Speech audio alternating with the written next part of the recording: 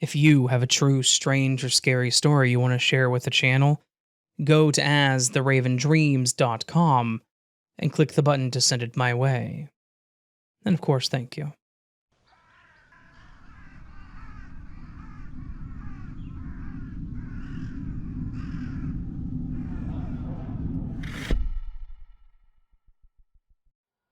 I'm not sure how to characterize this story since I have no clue if it was a glitch or not, or something paranormal.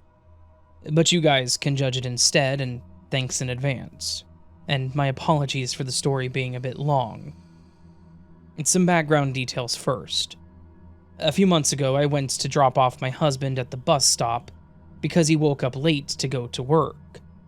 So we both get ready in a rush, and when we're about to head out, he decided to bring the dog. Mind you, this is past 5 a.m. or so. Our dog is a chocolate lab mix. He's a big boy and his name is Rio.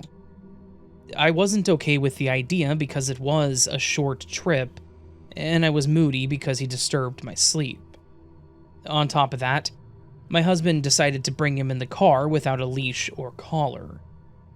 We always have small arguments regarding the collar situation, because sometimes there are squirrels around, and our dogs tend to chase them. Anyway, we headed out with the dog to the bus stop. I let it be because I wasn't in the mood to argue. I just wanted to get back to bed. And as soon as I leave my husband at the bus stop, I make my way back home. When I get home, I try to take my dog out of the car, obviously without any sort of leash, trying my luck to convince him to go inside without issues. He usually does it without problems. Plus, it was still dark, and I was certain that no squirrels were around at that time anyway. When my dog gets off the car, he spotted a skunk and runs after it. I start yelling his name to come back, and it only took a couple of seconds to return because the skunk was fast enough and did his part unspraying his face with that nasty, smelly, oily fluid. My dog came back with one eye open and the other one closed, and with excessive saliva all over his mouth. When I see this, I rushed him inside so I could bathe him and take that stinky smell off his face, with no luck, of course. And, on the other hand, my husband doesn't stop calling my cell phone, but I'm unable to answer because I'm busy rushing lots of water on my dog's face. I was literally in the shower with him. When I finally finished bathing him, he calls again and I finally answer, and he's saying that he's on his way back home because he saw me coming inside the house without the dog. So he assumed that our dog got lost. He saw everything happen through the Ring app. My husband tells me at first that he thought I may have just come back inside to grab my phone because I left it behind or something, or to get the leash for Rio. But he never saw me coming back out, so he assumed the worst. I told him after, "What are you talking about? Rio came back inside with me. I just finished bathing him." And that was the reason that I wasn't answering the phone. My husband then tells me that it's not possible because the Ring app camera, there's no sign of my dog coming inside or near the house with me. My husband has the tendency to always check the Ring app to make sure we made it home okay, by the way. Anyway, Daniel, my husband, kept arguing that it seemed not possible, that the camera does not show it at any angle. Note, my husband is not a believer of the paranormal or anything tied to it. He brushes off everything that is not explainable, or tends to not question things like this. Anyway, I then explained to him that when Rio was making his way back inside the house with me, he was running a bit right next to me, and sort of ahead. Then I told him to go to work because we were okay. So he did. Afterwards, I started to think what my husband meant by not seeing him on the Ring app. So, I went to the camera recording history in the app and, yep, Rio is seen running out but never coming back. I came out calling his name and jogging back inside on my own as if I was by myself. I know what you're probably thinking. Maybe a camera glitch, and that it was dark. But everything is pretty clear in the camera. And Rio was not able to rush or run fast either because he couldn't see clearly due to the skunk spraying his face.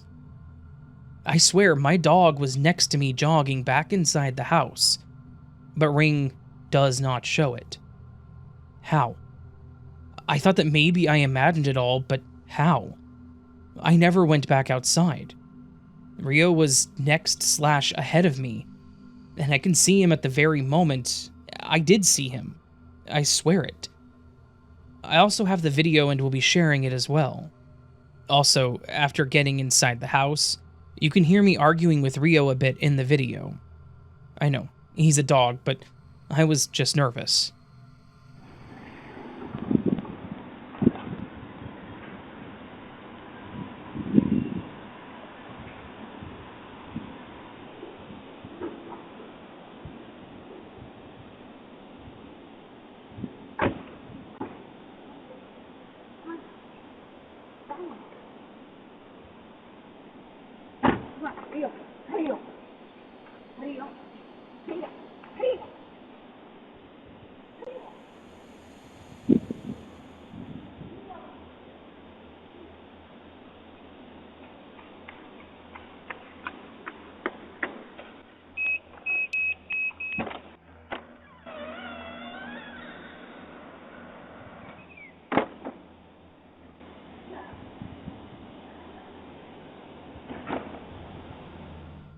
I've shown the video to my friends and some family members, and they think the camera was just being glitchy.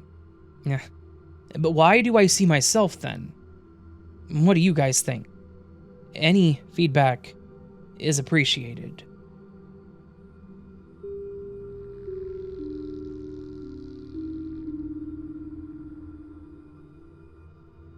Hey Raven, I submitted a couple of stories to your website recently, and I decided to join your Reddit so I could share some more of my stories. Thanks for giving a voice to those of us with abnormal experiences that most people wouldn't believe. When I was a child, my parents had taken me on a trip to Hannibal, Missouri to learn about Mark Twain, tour the caverns, and whatever else there is to do there. I was about 7 to 9 years old at the time.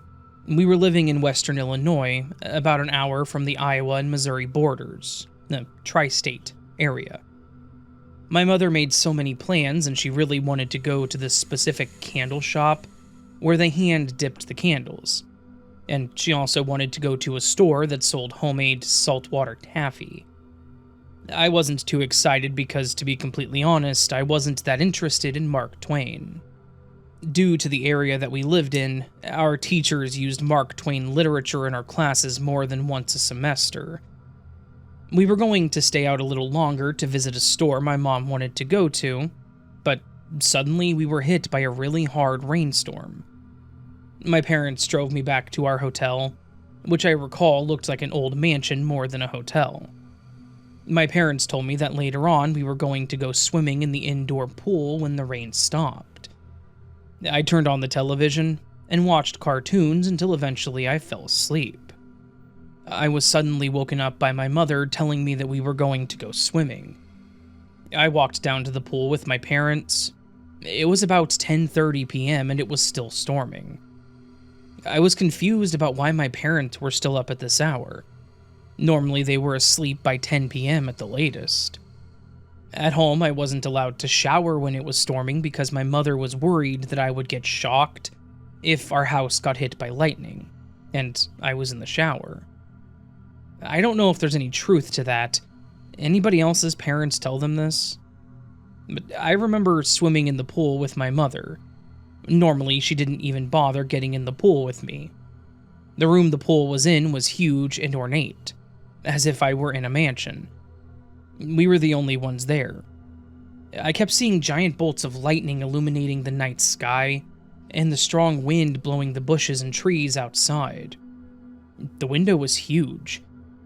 I suddenly got extremely tired, and I went to the edge of the pool and got out, going to a poolside chair and falling asleep. I woke up in the hotel room again. I was changed back into my pajamas, and my swimming suit was dry. It was about midnight at this point. I went over to my mother and woke her up. I asked her, "How did you guys get me back to the room and out of my swimsuit?" She looked at me sternly and demanded that I stop lying, and that we didn't go swimming and that she has no idea what I'm talking about. She figured it was a dream, and I believed her at the time. I now know that what I experienced was not a dream. It was too vivid. I experienced a different timeline. My mother was a highly religious woman and often told me that I was going to go to hell for lying and stuff. I wasn't lying, but to her I was, because she wasn't the version of the mother I was with in the pool. She passed away in August 2011 from breast cancer, shortly after my 18th birthday and high school graduation.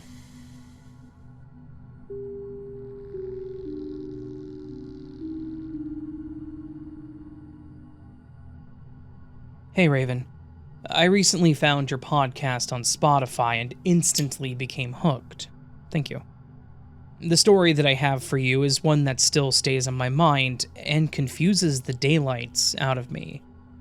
It's just flat out weird to me. Earlier this year, I had reconnected with an old friend of mine who, for the story, I will call Leia. We went to the same school, but Leia was a few years younger. I hung out more with her older sister at the time, but just within the last year, we've become super close. We enjoy going to a local coffee shop and actually started attending church together.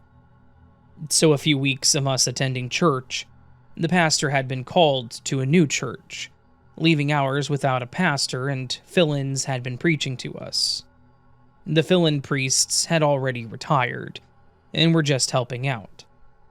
That being said, Leia and I had an extremely difficult time making it through Sunday service. Mind you, Leia and I have terribly rough ADHD, and a lot of these priests preached more so a CNN service. After 3 to 4 weeks of attending Sunday services without our pastor, we decided we would go to our local coffee shop and grab coffee and hang out, instead of attending church. We did this for about 3 weeks, going to the coffee shop every Sunday. It was an expensive hobby that we had. On the 4th week or so, Leia messaged me that she's on her way to pick me up, and within 15 minutes, she's at my house. Everything is normal. We arrive at the coffee shop in 10 minutes, to find that it's closed. The hours sign says all the normal hours they have, except now it says closed on Sundays. We've come here the last 3 weeks, and the hour sign has always been Tuesday through Friday 8 a.m. to 5, Saturday and Sunday 9 a.m. to 3, and closed on Mondays.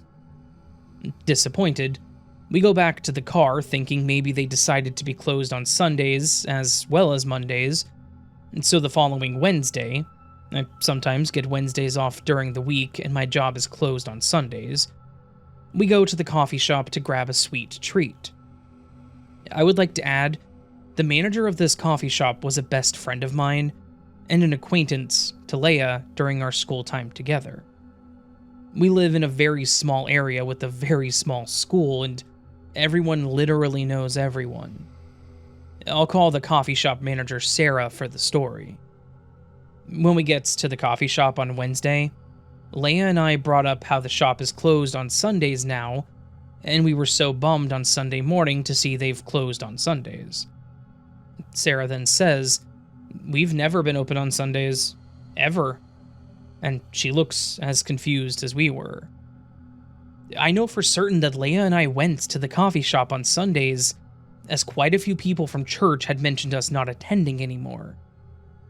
This was definitely enough to prove to me that glitches in this world are in fact a real thing, and Leia and I had experienced one together.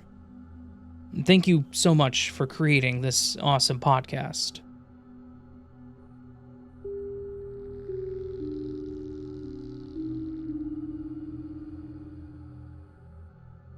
So, I just recently stumbled upon your channel. You make it easier to submit stories than most, so this will be the first story of many I intend to share. I think this may be my only glitch story. The rest are scary or paranormal. I decided to go with this very short story first, as it just happened a few days ago.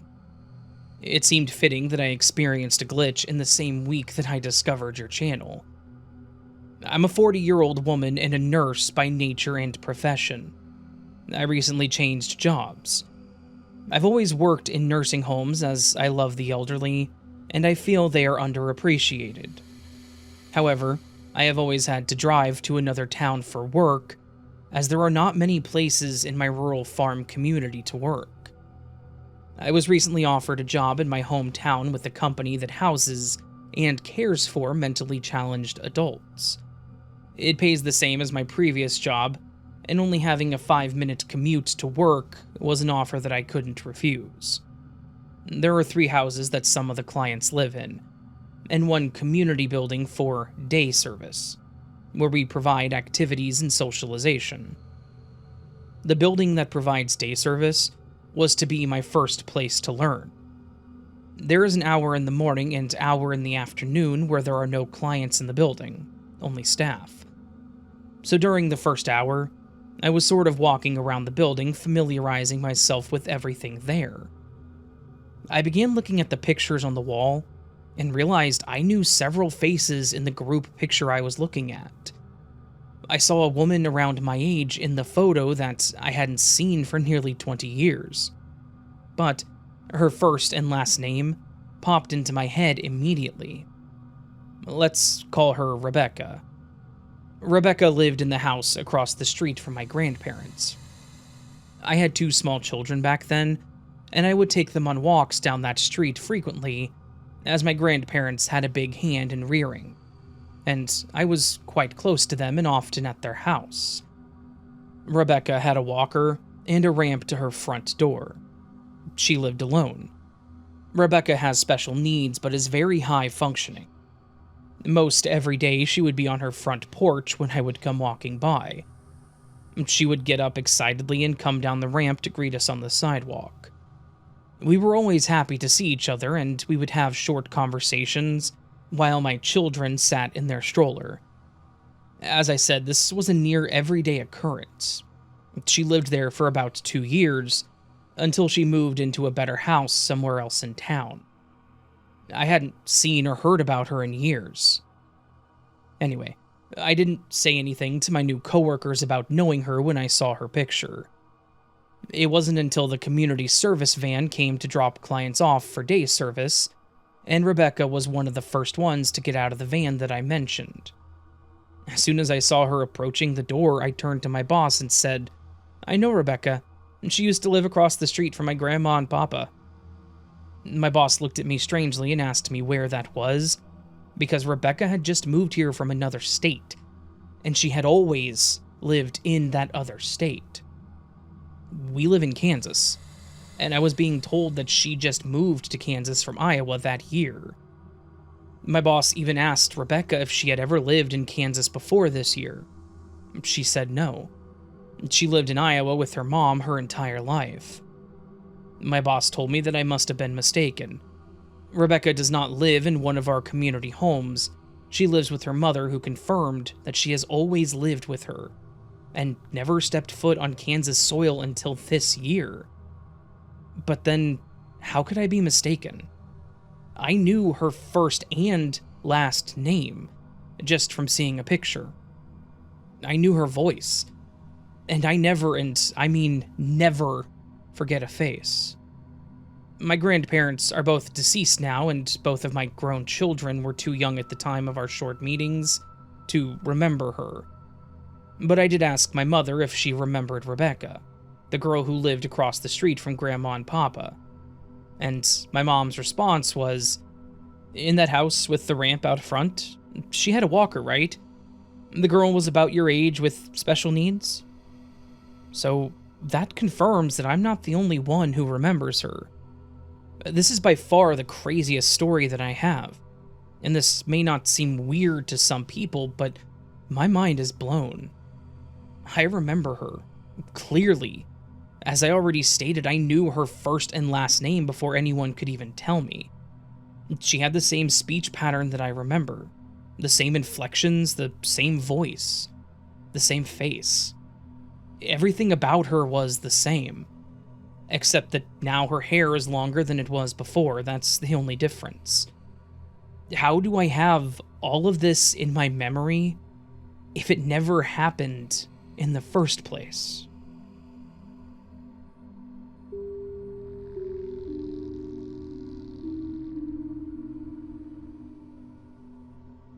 Hi, Raven. I sent you a glitch in the Matrix story last month, and you put it on your playlist last week, so I now want to tell you about my other 2 glitches. I'll keep them short.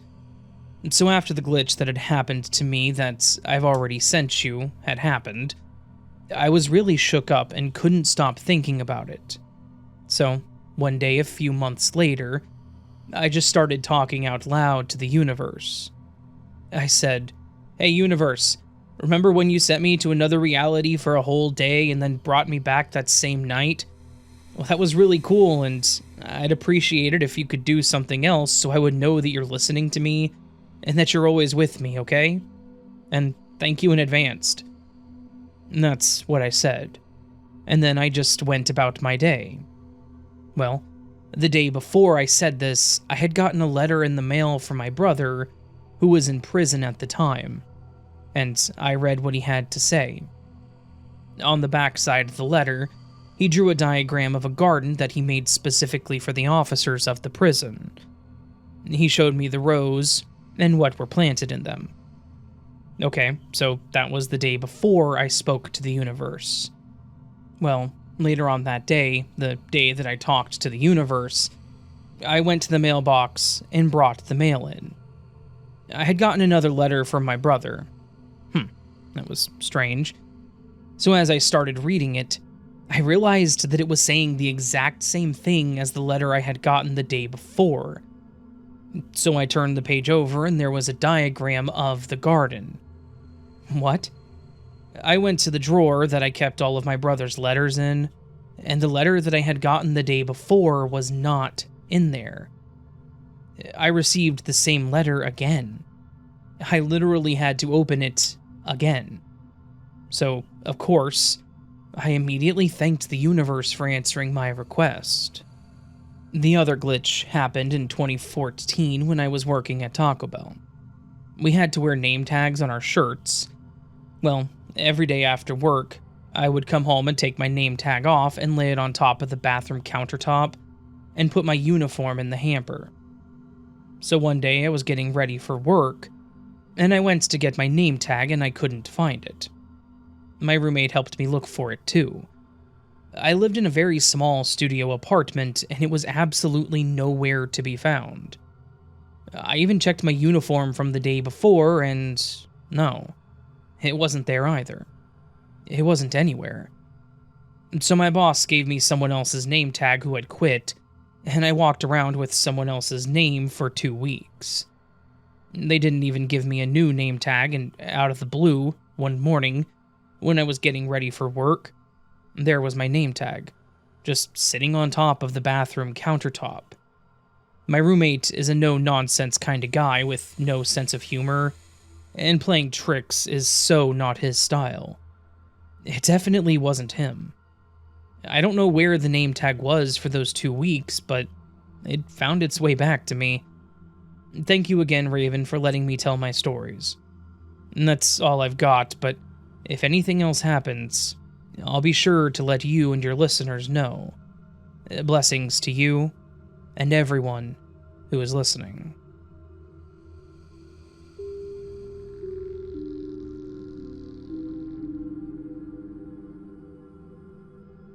I gave my white hoodie to my cleaner to wash on Tuesday, February 16th, and I forgot about it. On Thursday, February 18th, I wore it to the gym in the morning. I trained from 6:15 to 7:15 a.m. Then, when I walked out, it wasn't in my bag. I thought I lost it.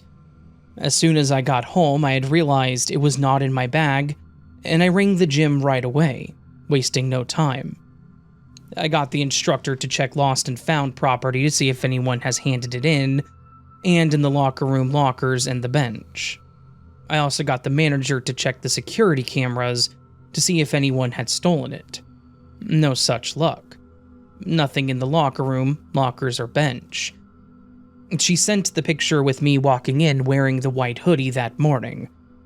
She thinks that it's gray, but it appears to be white unless there's color distortion. I sent her a past pic of me wearing that same hoodie, so she knows what exactly to look out for.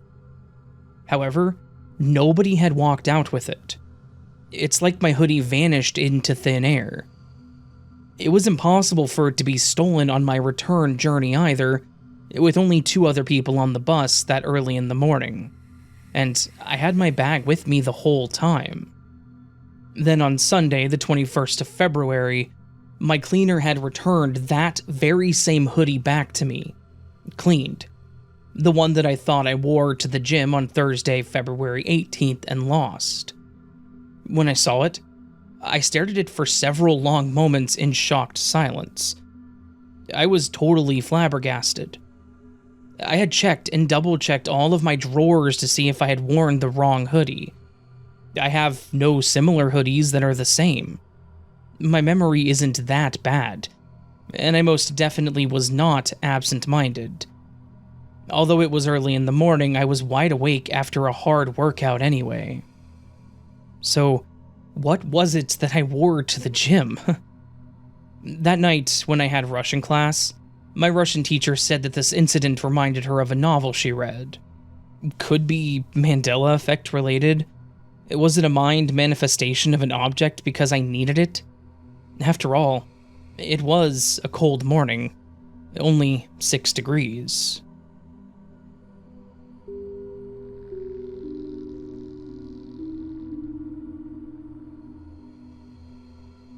Well met, Raven. I would like to share 2 uncanny experiences that left me questioning reality, both of which seem to fit the theme of Glitch in the Matrix. First experience. A couple of months ago, I was at home on a clear sunny day, feeling bored. I wandered into the room where my cats were napping and began petting one of them. Suddenly, I noticed an odd shift in the shadows around me. It felt like time skipped forward, as if everything had gone dark for a moment longer than a blink. The shadows shifted abruptly, remaining perfectly still for several seconds. I felt an overwhelming sense that I had witnessed something I wasn't supposed to see. I rubbed my eyes, ensuring that I was seeing clearly, and looked outside to find the leaves on the trees unmoving. I even checked for clouds or planes, but the sky was clear. I can't shake the feeling that I may have lost time during that moment. Second experience. Just yesterday, my wife and I were running errands. While she rummaged through her purse for her wallet, she discovered that the keychain I had given her was missing one of the photos. This keychain is made of solid clear plastic with a tightly sealed back. The only way to remove the picture is with a narrow screwdriver, yet one of the 2 photos of her cat were inexplicably gone. The back panel was still securely in place. We both stared in disbelief, unable to explain how this could have happened. Both experiences left me feeling disoriented and curious about the nature of reality. I also hope that they resonate with you and your listeners.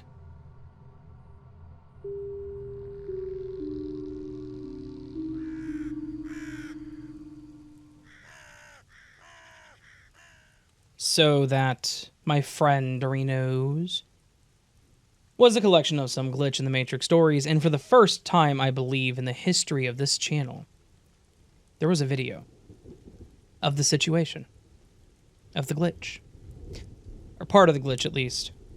The first one was a very interesting story, and that video shows exactly what the person says it shows. It shows the dog running off. It shows her calling for the dog, clapping, and leaning down as if the dog came to her, and then running in the door without the dog. Bizarre. I don't see any indication that the video was modified. I don't see any indication that the camera glitched, because usually visual glitches like that on a camera would show some sort of artifacting, as well as modification. So, I got nothing. But it was cool. It was cool to have a video, that actual, like, video of a... An actual video of the situation, video evidence of it happening. So it's pretty crazy to me. I like it. Good stuff. All these stories were entertaining and interesting and bizarre, and hopefully you all enjoyed them. I know that I did. If you did enjoy them, please consider hitting that like button. That would be tremendous of you. I appreciate it. You can also leave subscribe to the channel. Leave a subscribe, whatever. You can also subscribe to the channel if you liked what you heard and want more content like this. I'd appreciate that as well. You can join memberships or go to the Patreon link down below. Join those for early access to content like this. You can also super thanks. Would you tip to the channel? Go to the Ko-fi link, K-O-F-I, down in the description to buy posters. There are 3 designs now, as mentioned. The 3rd design was put up over the weekend, or on Friday, one of the 2, I don't remember. Saturday? I think it was Saturday. That'd be... I'm losing my mind, I guess. I'm caffeinated. I'm not tired anymore. I slept a lot, but yet my brain is still kind of like, who needs to word? Anyways.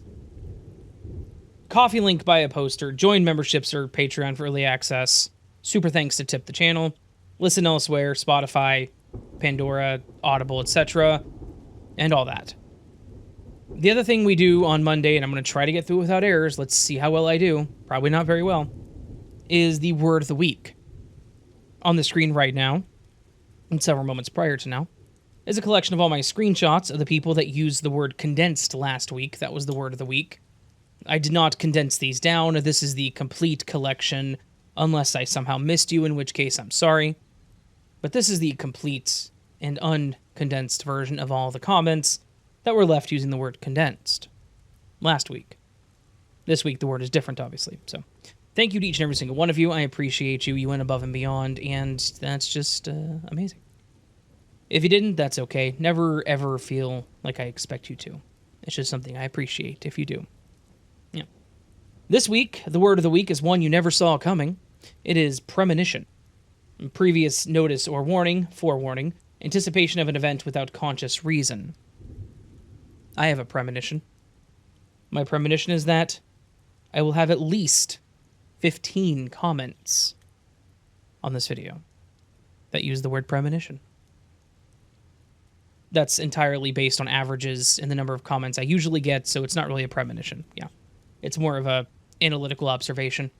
Anyways, friends, hopefully you're having a beautiful day, beautiful week so far. Hope I see you again here very soon, but until then, remember that you are loved, that you are valid, that you are important. You are the best you that you can be. Do not forget it. Don't let anyone tell you otherwise. And until next time, my friends, much love, and sleep well.